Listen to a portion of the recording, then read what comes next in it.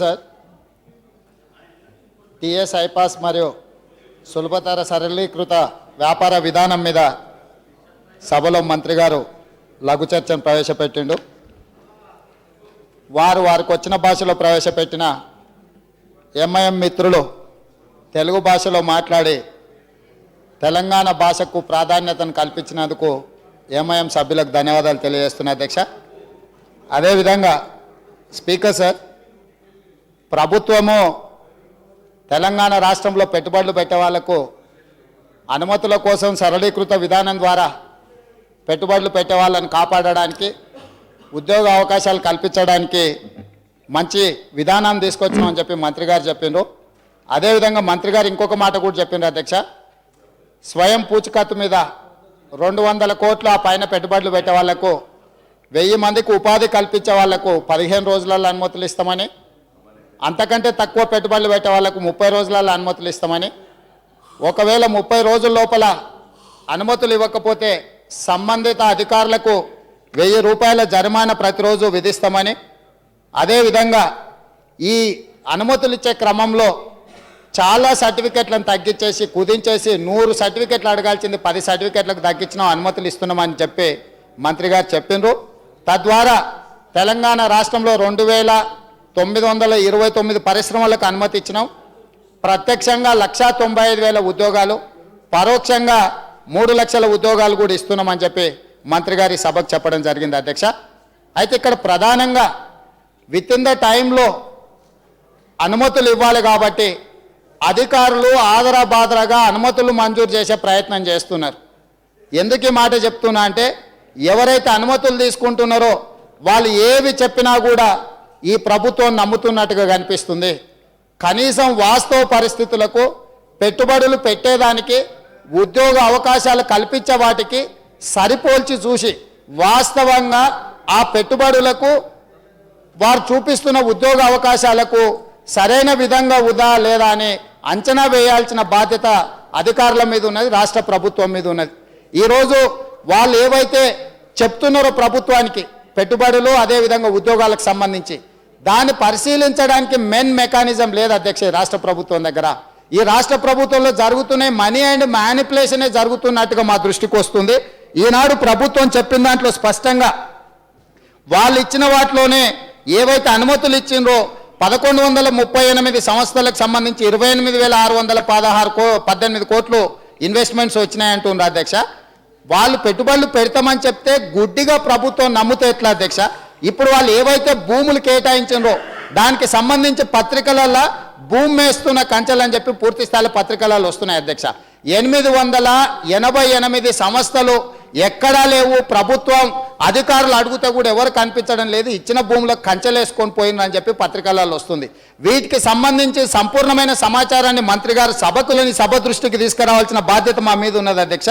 నా దగ్గర అన్ని జిల్లాలకు సంబంధించిన సమాచారం ఉంది, కానీ 2 జిల్లాలను సభ దృష్టికి తీసుకొస్తున్నాను అధ్యక్ష. మెదక్ జిల్లా మన ముఖ్యమంత్రి వారిలో జిల్లా. ఈ జిల్లాలో తూప్రాన్ మండలంలో మీట్ ప్రోజన్ కోసము 45,000 రూపాయలతో పెట్టుబడి పెడితే 100 మందికి ఉద్యోగ అవకాశాలు కల్పిస్తున్నామని ప్రభుత్వానికి చెప్పింది. ప్రభుత్వం వాటిని ఆమోదించింది, నమ్మింది అధ్యక్ష. రెండవది, అదే తూప్రాన్ మండలంలో 3 వీలర్స్ ఆటోమొబైల్స్ బిజినెస్ పెట్టింది అధ్యక్ష. అందులో 22,76,000 పెట్టుబడి పెడితే 410 మందికి ఉద్యోగ అవకాశాలు కల్పిస్తున్నారని వాళ్ళు ప్రభుత్వానికి చెప్పారు. ప్రభుత్వం నమ్మి వాళ్ళకి అనుమతి ఇచ్చింది అధ్యక్ష. అదే తూప్రాన్ మండలంలో సీడ్ ప్రాసెసింగ్ అనే బిజినెస్ పెట్టింది అధ్యక్ష. 6,49,000 పెట్టుబడి పెడితే 145 మందికి ఉద్యోగ అవకాశాలు కల్పిస్తున్నామని వాళ్ళు చెప్పారు. ప్రభుత్వం నమ్మేసింది అధ్యక్ష. అదే తూప్రాన్ మండలంలో మెడికల్ డయాగ్నోస్టిక్ కిట్స్ అనే దాంట్లో 30 లక్షలు పెట్టుబడి పెడితే 215 మందికి ఉద్యోగ అవకాశాలు కల్పిస్తున్నామని చెప్పి వాళ్ళు చెప్పిండ్రు. ప్రభుత్వం నమ్మింది అధ్యక్ష.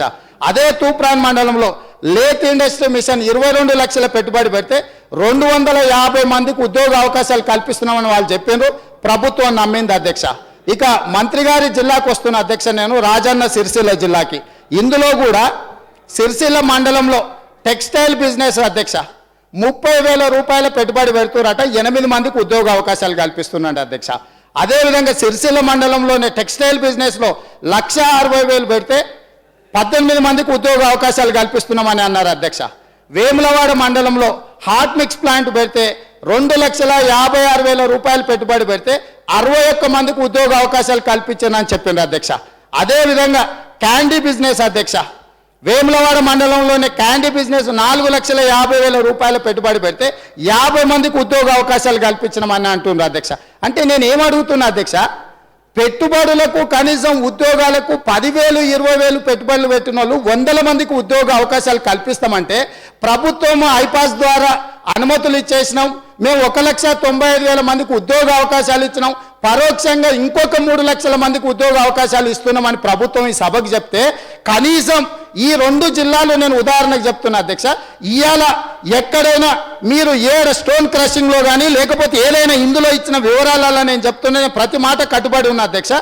410 మందికి 3 వీలర్ ఆటోమొబైల్స్లో ఉద్యోగాలు ఇచ్చిండ్రా, ఇక్కడికి వెళ్దాం, మంత్రి గారి నాయకత్వంలోనే అక్కడికి వెళ్దాం, ఏ బిజినెస్కి అయితే టీఎస్ ఐపాస్ ద్వారా అనుమతి ఇచ్చిందో ఆ సంస్థను విజిట్ చేద్దాం. ఒకవేళ 410 మందికి ఇక్కడ ఉద్యోగ అవకాశాలు కల్పించకపోతే ఈ సభకు ప్రభుత్వం క్షమాపణ చెప్పాలి. ఒకవేళ మేము చేసిన ఆరోపణలో లోపం ఉంటే ఈ సభ ద్వారా ఖచ్చితంగా ప్రభుత్వానికి మేము క్షమాపణ చెప్తాం అధ్యక్ష. ఎవరిని మభ్య పెడుతున్నారు అధ్యక్ష? మీరు అనుమతులు ఇవ్వండి, నిరుద్యోగ యువతకు ఉద్యోగ అవకాశాలు ఇవ్వండి, ఆయా ప్రాంతాలలో జిల్లాలలో వస్తున్న ఇండస్ట్రీస్ వస్తున్నాయని పత్రికలలో వచ్చినందుకు అక్కడున్న నిరుద్యోగ యువత అందులో స్పెషల్ కేటగిరీలో ట్రైనింగ్ తీసుకున్నారు అధ్యక్ష. ఆ ట్రైనింగ్ తీసుకున్న వాళ్ళకి అక్కడ ఇండస్ట్రీస్ రాకపోవడం వల్ల వాళ్ళు బయటికి పోలేకపోతున్నారు, అక్కడ ఇండస్ట్రీస్ రాలేకపోతున్నాయి అధ్యక్ష. వీటన్నిటి మీద కూడా మంత్రి గారు ప్రత్యేకంగా దృష్టి పెట్టాలి అధ్యక్ష. అదేవిధంగా రాష్ట్ర ప్రభుత్వం టీ ప్రైడ్ కింద ఎస్సీ ఎస్టీ యువకులను వ్యాపారవేత్తలుగా చేస్తాం, కోటీశ్వరులను చేస్తామని రాష్ట్ర ప్రభుత్వం చెప్పింది అధ్యక్ష. దాంట్లో భాగంగానే ఎస్టీ యువకులు 40 మందిని ఇంజనీరింగ్ గ్రాడ్యుయేట్స్ను బయట ఉద్యోగాలు చేస్తున్న వాళ్ళను ఉద్యోగాలు మాన్పించి నాక్లో ట్రైనింగ్ ఇచ్చింది. వాళ్ళకి పెట్టుబడులు ఇస్తాం, వాళ్ళకి కావాల్సిన వ్యాపారాలు అన్ని పెట్టిస్తామని 200 మందిని తయారు చేస్తాం సంవత్సరంలో అని చెప్పి 40 మంది ఎస్టీ యువకులను ఇంజనీరింగ్ గ్రాడ్యుయేట్స్ను బయట ఉద్యోగాలు చేసుకుంటుంటే మిమ్మల్ని వ్యాపారవేత్తలను చేస్తాం, కోటీశ్వరులను చేస్తాం, మీకు ట్రైనింగ్ ఇస్తున్నామని ప్రభుత్వం వాళ్ళని సెలెక్ట్ చేసి నాట్లో ట్రైనింగ్ ఇచ్చి ఈరోజు రోడ్డు మీద ఇచ్చిపెట్టింది అధ్యక్ష. ₹1 కూడా వ్యాపారానికి వాళ్ళకి సహకరించలేదు, ₹1 లోన్ ఇవ్వలేదు. ఈ ప్రభుత్వం కట్టే ఏవైతే స్వచ్ఛ భారత్లో టాయిలెట్స్ కనీసం ఆ టాయిలెట్స్ కాంట్రాక్ట్ అయినా మాకు ఇవ్వండి, మేము చేసుకుంటామని అడిగినారు అధ్యక్ష. ఎస్టీ యువకులు చదువుకున్న వాళ్ళు ఇంతవరకు వాళ్ళకి అనుమతి ఇవ్వలేదు అధ్యక్ష. ఇవాళ దురదృష్టం, పక్క రాష్ట్రంలో పోయి వాళ్ళు సేమ్ వర్క్ కాంట్రాక్ట్ చేస్తున్నారు అధ్యక్ష. ఇక్కడ ఉన్న రాష్ట్ర ప్రభుత్వం దృష్టి పెట్టాల్సిన అవసరం ఉన్నది. రెండవది, ఇవాళ మైనర్ ఇరిగేషన్లో కానీ మిగతా వాటిలలో ఏవైతే చెరువులు ఉన్నాయో చెరువులలో వర్కులు చేసుకోవడానికో చిన్న చిన్న వర్కులు చేసుకోవడానికి వాళ్ళు టెండర్లు వేయడానికి పోతే దానికి EMD 2% ఉంది అధ్యక్ష. నిరుద్యోగ యువకులను మీరు వ్యాపారస్తులుగా చేయాలనుకున్నప్పుడు మీరు ఎవరికైతే టీ ప్రైడ్ ద్వారా మీరు సెలెక్ట్ చేసినరో ఆ యువకులను మీరు స్పెషల్ ఎగ్జామ్షన్ ఇచ్చి EMD కట్టాల్సిన అవసరం లేదు. టెండర్ల వాళ్ళకి ఇంజనీరింగ్ గ్రాడ్యుయేట్స్గా ఎస్టీ ఎస్సీ యువకులకు మేము ఎగ్జామ్షన్ ఇస్తున్నాం, ఈ టెండర్లలో మీరు EMD కట్టకుండా మీరు పార్టిసిపేట్ చేయండి, మీకు క్యాపిటల్ ఇన్వెస్ట్మెంట్ ఏదైతే ఉంటుందో మనం ఏదైతే టెండర్లు వేరే ప్రాజెక్టులలో మనం మొబిలైజేషన్ అడ్వాన్స్ ఏదైతే గతంలో విధానం ఉండనో ఇవాళ ఈ ఎస్టీ ఎస్సీ యువకులకు మొబిలైజేషన్ అడ్వాన్స్ కింద టెండర్లు వస్తే వాళ్ళకు డబ్బులు ఇవ్వండి అధ్యక్ష. ఇవాళ తెలంగాణ యువత చదువుకున్న వాళ్ళు ఎంతో మంది ఉన్నారు అధ్యక్ష, ఎస్సీ ఎస్టీ యువకులు. కాబట్టి ఇవాళ మీరు ఏవో అనామక కంపెనీలకు భూముల కేటాయింపులు చేస్తే వాళ్ళు భూములు తీసుకొని ఫెన్సింగ్ చేసుకొని బయటికి పోతుండ్రు తప్ప వ్యాపారాలు స్టార్ట్ చేస్తలేరు. దయచేసి అధ్యక్ష మీ ద్వారా మంత్రి గారికి చెప్తున్నాను, మంత్రి గారిని సమీక్షించమనండి. ఇవాళ మిమ్మల్ని నమ్ముకొని ఎస్టీ ఎస్సీ యువకులు ఎవరైతే ఉన్నారో మీరు ట్రైనింగ్ ఇచ్చి రోడ్డు మీద వదిలినరో వాళ్ళకి EMDలో ఎగ్జామ్షన్ ఇవ్వండి, వాళ్ళకు మొబిలైజేషన్ అడ్వాన్సులు ఇవ్వండి, వాళ్ళు వ్యాపారాలు చేయడానికి ప్రోత్సహించండి. అదేవిధంగా మీరు ఏవైతే అనుమతులు ఇచ్చినో అనుమతి ఇచ్చిన కంపెనీలను అన్నింటిని కూడా వాళ్ళకి కేటాయించిన భూమి ఎంత, వాళ్ళు పెట్టిన పెట్టుబడులు ఎంత, వాళ్ళు ఇచ్చిన ఉద్యోగాలు ఎంత, మీరు ఒక స్పెషల్ టాస్క్ ఫోర్స్ టీమును మీరు కాన్స్టిట్యూట్ చేసి ఆ స్పెషల్ టాస్క్ ఫోర్స్ టీం ద్వారా ఆ ఏవైతే అనుమతులు ఇచ్చిన అన్ని సంస్థలను మీరు ఇన్స్పెక్షన్ చేసి దాని మీద కఠిన చర్యలు తీసుకోవాల్సిందిగా రాష్ట్ర ప్రభుత్వానికి తమ ద్వారా తీసుకొస్తున్నాను అధ్యక్ష. సునం రాజా గారు. అధ్యక్ష, ఈరోజు టిఎస్ ఐపాస్ స్వల్పకారిక దాని మీద మాట్లాడటానికి అవకాశం కల్పించిన మీకు ప్రత్యేకమైన అభినందనలు. ఈరోజు ప్రభుత్వం ఒక పాలసీ నిర్ణయించేటప్పుడు కానీ ఆయా రాజకీయ పార్టీలు కానీ ఆయా సంఘాలను కానీ కార్మిక సంఘాలను కానీ సంప్రదించి పెడితే బాగుండేది. కానీ ఈరోజు పరిశ్రమలు పెట్టే దానికి సిపిఎం పార్టీ వ్యతిరేకం కాదు. కానీ ప్రభుత్వ భూముల్ని పరిశ్రమాధిపతులకి కార్పొరేట్ శక్తులకి అప్పచెప్పేదాన్ని మాత్రం మేము వ్యతిరేకిస్తున్నాం. అధ్యక్ష, ఈరోజు తెలంగాణలో పరిశ్రమలు ఏర్పాటుకు అవసరమైనటువంటి ముడిసరుకు కానీ వ్యవసాయ ఉత్పత్తులకు సంబంధించినటువంటి భూమి కానీ నీరు కానీ మానవ వనరులు పుష్కలంగా ఉన్నాయి అధ్యక్ష. కానీ ప్రభుత్వం విధానాల వల్ల ఈరోజు అనేక పరిశ్రమలు మూతపడ్డాయి. హెచ్సిసిఎల్ కానీ రాగా టూల్స్ కానీ ఐడిపిఎల్ కానీ డిబిఆర్ మిల్స్ ఇప్పటికీ ఆందోళన చేస్తున్న వారికి ఎటువంటి పరిహారం ఇవ్వలే. అట్లానే cement corporation of India CCI, Azam Jahi mill, AP steels, అదేవిధంగా రామగుండం ఎఫ్సైల్ మూతపడ్డాయి. ఈరోజు ఏపీ రేయన్స్ కూడా మూతపడ్డది. నిజాం షుగర్ ఫ్యాక్టరీ మూతపడ్డది. హెచ్ఎంటి మూతపడ్డది. బేరింగ్స్ కంపెనీ మూతపడ్డది. హెచ్సిసిఎల్ సిర్పూర్ కాగజ్ నగర్ అనేది చాలా అరణ్యరోధన. ఎందుకు ఆదిలాబాద్ జిల్లాలో ఉన్నటువంటి ఆదివాసీ ఇతర ప్రజలు పేదలందరూ కూడా 4,000 మంది కార్మికులు ఈరోజు పరిశ్రమ మూతపట్టడం వల్ల ఇవాళ వీధులు పడిన పరిస్థితి ఉంది. అట్లా చూస్తుంటే సుమారు 23,000 చిన్న తరహా పరిశ్రమలు మూతపడ్డాయి అధ్యక్ష. ఈ అభివృద్ధి అంతా ఒకే ప్రాంతం కాకుండా ఖమ్మం, వరంగల్, కరీంనగర్, ఆదిలాబాద్ లాంటి చోట ఈ ప్రాంతాలను కూడా ప్రత్యేక కారిడార్ ఏర్పాటు చేస్తే, పరిశ్రమ ఏర్పాటు చేస్తే యువకులు ఉద్యోగాల అవకాశం ఉన్నది అధ్యక్ష. ఈరోజు ఐటీ పరిశ్రమ పూర్తిగా ప్రైవేట్ యాజమాన్యం ఉంది అధ్యక్ష. ఈరోజు మన ఖమ్మం జిల్లాలో ఇవాళ ఉన్నటువంటి అక్కడ బయ్యారంలో ఉన్న స్టీల్ ప్లాంట్ ఏర్పాటు చేస్తే అక్కడ అనేక మంది గిరిజన యువకులకి ఉపాధి అవకాశం వచ్చే అవకాశం ఉంది. అటువంటి ఎందుకంటే ప్రభుత్వం మాట ఇవ్వటం కాదు, వాటి అమలుకు ఏమాత్రం ఎట్లా ప్రయత్నం చేస్తున్నది ప్రభుత్వం స్పష్టం చేయాల్సిన అవసరం ఉంది అధ్యక్ష. దాంతోపాటు ఈరోజు కాజీపేట రైల్వే కోచ్ ఫ్యాక్టరీ నిర్మించాల్సిన అవసరం ఉంది. అట్లనే విద్యుత్ ఉత్పాదక కేంద్రాల్లో అన్ని జిల్లాలు పరిశ్రమలు అభివృద్ధి చేయడానికి కార్యాచరణ ప్రణాళికలను కూడా ప్రభుత్వం ఏర్పాటు చేయాలి. ఎందుకంటే ఇది పెద్ద పరిశ్రమాధిపతులు కాకుండా అక్కడ ఉన్నటువంటి ఉపాధి అవకాశాలు నెలకొల్పడానికి కూడా ప్రభుత్వం పూనుకోవాల్సినట్టు ఉంది. తెలంగాణలో పత్తి గణనీయంగా పెరుగుతుంది. అక్కడ ఉన్నటువంటి ప్రాంతాలలో అక్కడ మిల్లులు, అంతర్గా మిల్లు కానీ డిబిఆర్ మిల్లు కానీ ఏర్పాటు చేయాల్సిన అవసరం ఉంది. దాంతోపాటు ఈరోజు హస్తకళలు, బీడీ, చేనేత, వాటి కుటీర పరిశ్రమలు ఉన్నాయి. అట్లా హస్తకళలకు సంబంధించిన బొమ్మలు తయారు చేసే వాటిని కూడా చేయాల్సిన అవసరం ఉంది. దాంతోపాటు ఈరోజు భూములు కోల్పోయిన వారికి పట్టా భూములతో, ఎందుకంటే చిన్నకారు రైతాంగం భూములు పోయే వారికి పట్టా భూములతో సమానం కూడా పరిహారం ఇవ్వాల్సిన అవసరం ఉంది. దాన్ని ఈరోజు ఒక ఐపాస్ విధానం అధ్యక్ష, ఎందుకంటే ఇది ఇవాళ ఐపాస్ విధానం తీసుకొచ్చారు. దానికి ఎందుకంటే ఉపాధి అవకాశాన్ని మెరుగుపరిచిన అవసరం ఉంది. ప్రైవేట్ పరిశ్రమల్లో కూడా, ఎందుకంటే వామపక్ష ప్రభుత్వాలు ఉన్న చోట ప్రైవేట్ పరిశ్రమల్లో ఉపాధి రిజర్వేషన్ కల్పిస్తున్నారు. అటువంటిది కూడా ఈ ప్రభుత్వం ఆలోచించాల్సిన అవసరం ఉంది. ప్రైవేట్ కంపెనీలకి పెద్ద పరిశ్రమాధిపతులు కట్టబెట్టడం కాదు, అందులో ఉన్నటువంటి వాటా ఏంటి అన్నటువంటి నిరుద్యోగ నిస్పృహతో ఉన్నటువంటి యువకులకి ఉద్యోగాలు కల్పించని బాధ్యత కూడా ఈ ప్రభుత్వం మీద. ఎందుకంటే వాళ్ళ పరిశ్రమలో అన్ని భూమి మంది, నీరు మంది, గాలి మంది, మొత్తం ఆ ప్రాంతం ఉన్నటువంటి ప్రభుత్వ వనరులను కూడా ప్రైవేట్ కంపెనీలకి పరిశ్రమలకు అప్పచెప్పేటప్పుడు ఆ ప్రాంతం ఉన్నటువంటి చదువుకున్న యువతికి ఉపాధి అవకాశాలు కల్పించని బాధ్యత ఈ ప్రభుత్వం మీద. ఆ పద్ధతిలో కూడా ప్రైవేట్ పరిశ్రమల్లో కూడా రిజర్వేషన్స్ అమలు చేయాలని సిపిఎం పార్టీ డిమాండ్ చేస్తుంది. ఉత్తమ్ కుమార్ రెడ్డి గారు.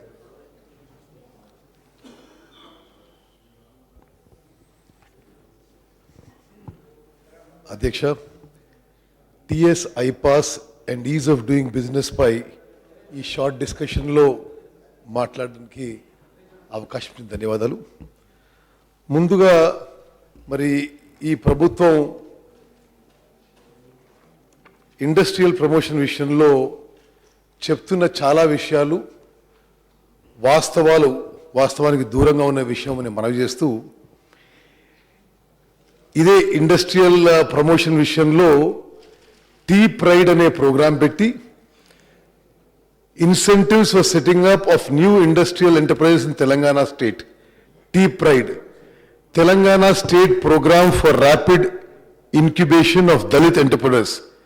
Incentives for SC/ST entrepreneurs. Adhyaksha, this is GO number 29 dated 29 November 2014. దీనికి పేజ్ నెంబర్ 6లో ఈ జియోలో రాసుంది, government will create a fund of 200 crores from SCP funds for direct lending to entrepreneurs and rupees 100 crores from TSP funds for direct lending to ST entrepreneurs. The modalities and rules for this direct lending will be notified in due course. అధ్యక్ష, ఈ జియోకి సంబంధించి గౌరవ ముఖ్యమంత్రి గారు 24th November మాట్లాడారు. వారి మాటల్లోనే ఒక లిమిట్ వరకు మార్జిన్ మనీని ప్రభుత్వమే చెల్లించే విధంగా ఎస్సీ ఎంటర్ప్రైనర్స్ కోసం 200 కోట్ల రూపాయలు, ఎస్టీ ఎంటర్ప్రైనర్స్ కోసం 100 కోట్ల రూపాయలు ఈ బడ్జెట్లో కేటాయించడం జరిగింది. వాస్తవం మరి ఈ జియో ఇష్యూ ఇప్పుడు సుమారు 2 ఏళ్ళు అవుతుంది. ₹1 కూడా విడుదల చేయలేదు గవర్నమెంట్. ₹1 కూడా విడుదల చేయలేదు. No operation guidelines are also issued. అదేవిధంగా point number 9, government will create a fund of 100 crores from SCP funds and 50 crores from TSP funds for a state level CGT SME type of scheme for the benefit of SC/ST entrepreneurs. Credit guarantee దీని కింద కూడా operation guide lines ఇవ్వలేదు. ఈ SC entrepreneurs కోసం, SC/ST entrepreneurs కోసం ఈ ప్రభుత్వం ₹1 కూడా విడుదల చేయని విషయం మరి ఈ సభకు తెలియజేస్తున్నాను. అదేవిధంగా ఈ మరి SC/ST ఎంటర్ప్రినర్స్ కోసం చాలా చేస్తుందని చెప్తున్న ప్రభుత్వ విషయాలు కొన్ని ఈ సభ దృష్టికి తీసుకొస్తున్నాను. This is GO number 29 dated 29th November.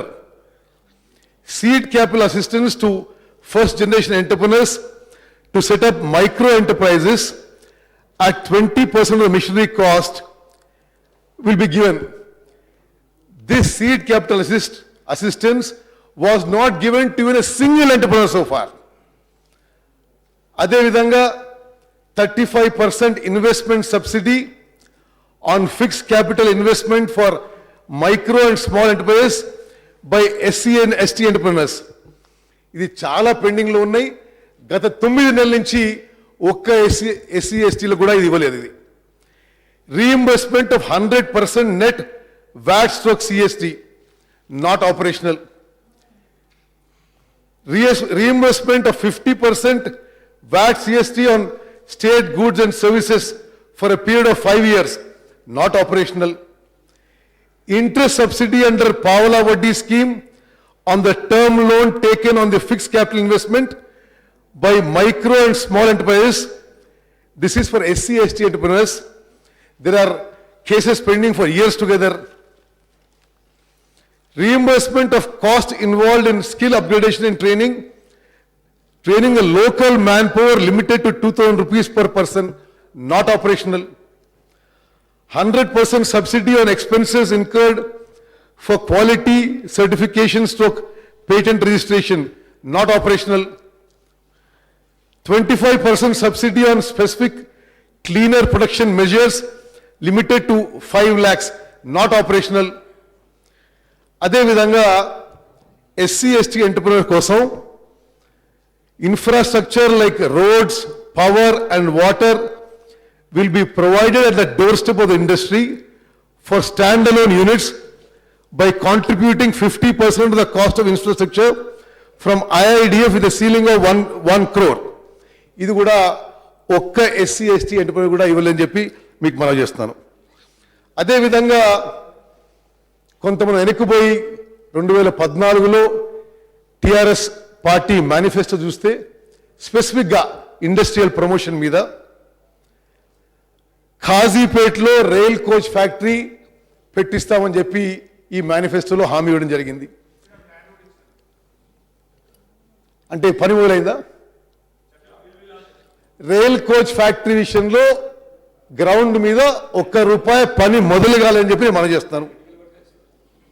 అదేవిధంగా బయ్యారంలో అధ్యక్ష ఇండస్ట్రియల్ ప్రొడక్షన్లో my only reminder is what was put in the Telangana bill and your failure to implement it. Bayyaram దగ్గర సేల్ ద్వారా స్టీల్ ఫ్యాక్టరీ దాని గురించి ఒక్కడు కూడా ముందుకేయలేదు. అదేవిధంగా కొత్త పరిశ్రమల గురించి చాలా చాలా విషయాలు చెప్పారు. కొత్త పరిశ్రమల సంగతి పక్కన పెడితే పాత పరిశ్రమలు సిర్పూర్ కాగజ్ నగర్ మిల్స్ కానీ వరంగల్లో ములు కాన్స్టిట్యున్సీలో ఏపీ రేవన్స్ కానీ వేలాది మంది నిరుద్యోగులై రోడ్డు మీద పడితే ప్రభుత్వం ఎటువంటి వాళ్ళని ఆదుకోవడానికి ఎటువంటి ఇనిషియేటివ్ కూడా తీసుకోలేదని చెప్పే విషయం మీ ద్వారా సభకు మనం చేస్తున్నాను. అదేవిధంగా మరి మీరు ఇచ్చిన నోట్లో గౌరవ మంత్రి గారు ఇచ్చిన నోట్లో మీరు టిఎస్ జెన్కోలో ఉన్న పెట్టుబడి కూడా ఇండస్ట్రియల్ ప్రమోషన్ కింద చూపించారు. మరి టిఎస్ జెన్కోలో పెట్టుబడి అదేవిధంగా ఐటీ సెక్టర్లో సరే లోకల్స్కి జాబ్స్ వచ్చేది తక్కువ ఉంటుంది. ఇవి రెండు తీసేస్తే ఇండస్ట్రియల్ ప్రమోషన్ కింద ఎంత ఇన్వెస్ట్మెంట్స్ రావడం జరిగింది? మీరు ఎంప్లాయ్మెంట్ పొటెన్షియల్ అని చూపెట్టి లక్షల పొటెన్షియల్ చూపెట్టారు. మేము అడుగుతున్న ప్రశ్న, what is the actual employment generated by this government in the manufacturing sector? అదేవిధంగా మీరు 1138 ఇండస్ట్రీస్ ఈ ప్రభుత్వం హయాంలో కమర్షియల్ ప్రొడక్షన్ మొదలైనట్టుగా మీరు మీ నోట్లో ఉంది. గౌరవ మంత్రి గారికి నా ప్రశ్న ఏంటంటే, మీ ప్రభుత్వం వచ్చిన తర్వాత అప్రూవల్ ఇచ్చి మ్యానుఫ్యాక్చరింగ్ సెక్టర్లో కమర్షియల్ ప్రొడక్షన్ యూనిట్ మొదలుపెట్టిన ఎంత ఎంప్లాయ్మెంట్ ఇచ్చారు? అది నా మాత్రం కూడా ఉంటుందని చెప్పి నేను మనం చేస్తున్నాను. అదేవిధంగా పదే సరే ఈజ్ ఆఫ్ డూయింగ్ బిజినెస్లో మీకు భారతదేశంలో కామర్స్ మినిస్ట్రీ మంచి ర్యాంక్ ఇచ్చింది. సార్ దయచేసి మీకు సమయం ఇవ్వాలి, 5 minutes క్లోజ్.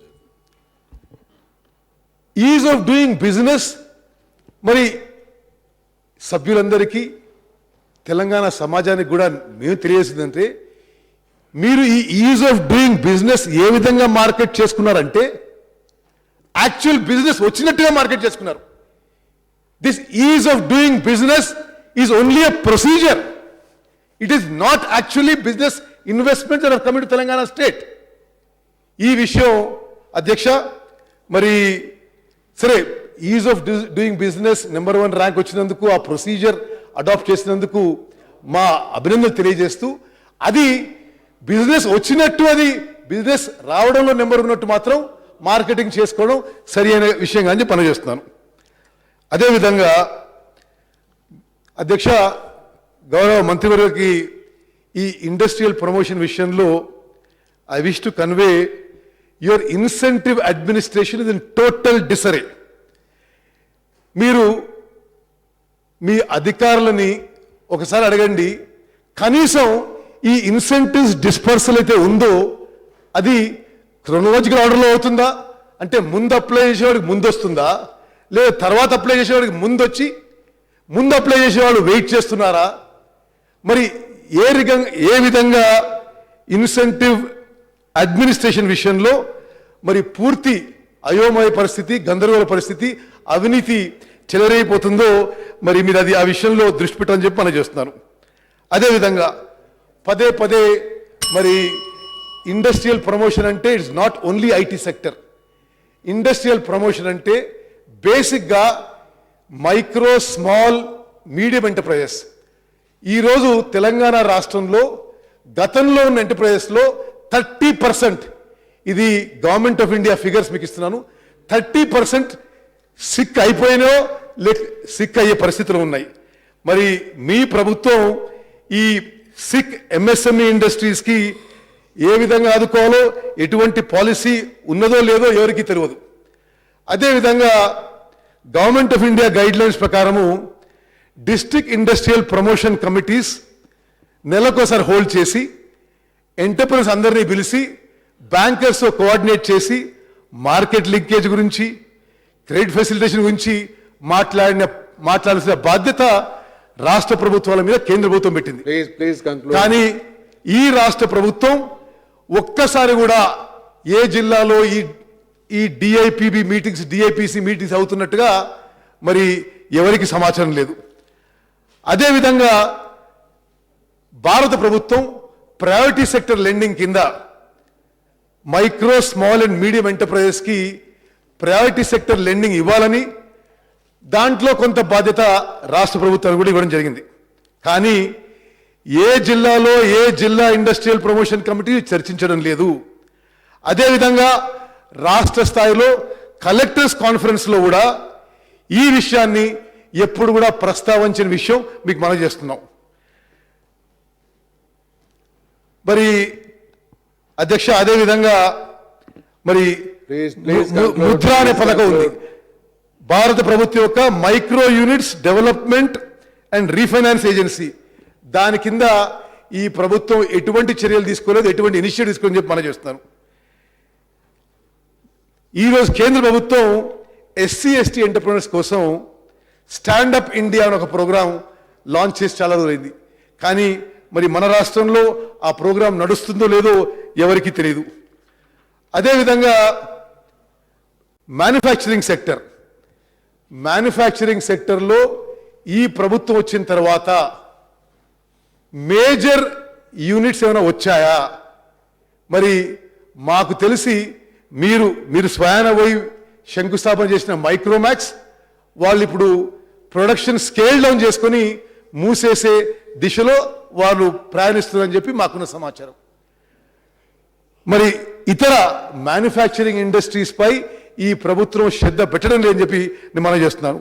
అదేవిధంగా మరి ఎక్కడో మీ అయిపోయింది 2 నిమిషాలు, ఈ హైదరాబాద్ వరంగల్ ఇండస్ట్రియల్ కారిడార్ పెడతామని చెప్పి మీ మేనిఫెస్టోలో ఉంది. ఆ దిశలో ఈ ప్రభుత్వం ఏమి చర్యలు తీసుకున్నట్టుగా ఎవరికి అవపడటం లేదు. అదేవిధంగా అధ్యక్ష, నిజంగా రాష్ట్రంలో మ్యానుఫ్యాక్చరింగ్ సెక్టర్ పెద్ద ఎత్తున రావాలంటే డ్రై పోర్ట్ ఏర్పాటు జరగాలి. మరి డ్రై పోర్ట్కి రాష్ట్ర ప్రభుత్వం ఎటువంటి చర్యలు తీసుకున్నట్టుగా మరి మాకైతే అవపడడం లేదు. అదేవిధంగా